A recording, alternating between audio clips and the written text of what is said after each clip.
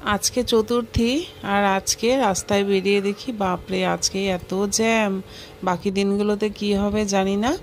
তো তোমরা কি ঠাকুর দেখতে বেরিয়েছো? তো হ্যালো এভরিওয়ান, সবাইকে জানাই শুভ চতুর্থীর অনেক অনেক শুভেচ্ছা ও ভালোবাসা। তো আমিও বেরিয়েছিলাম, কিন্তু ঠাকুর দেখতে নয়, বেরিয়েছিলাম একটা কাজে। সবাই কি সুন্দর সেজেগুজে ঠাকুর দেখতে যাচ্ছে, কি ভালো লাগছে, শপিং করতে যাচ্ছে। আর আমরা দেখো বেরিয়েছি হলো রিয়ানকে ডক্টরের কাছে নিয়ে। রিয়ানের 3 দিন হলো জ্বর, যাচ্ছে কমছে, ভাবলাম ডক্টর দেখিয়ে নিই। সবাই সেজেগুজে ঠাকুর দেখতে যাচ্ছে আর আমরা সেজেগুজে বসে আছি। দেখো রিয়ানের এসে জ্বর 3 দিন হলো, বারে কমে।